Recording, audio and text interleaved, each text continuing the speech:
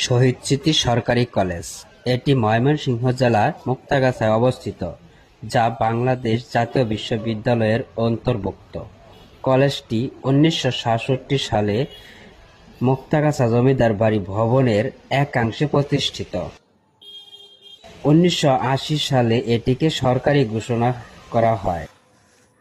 বর্তমানে এই কলেজে উচ্চ মাধ্যমিক, স্নাতক পাস ও স্নাতক সমমান কোর্স চালু আছে।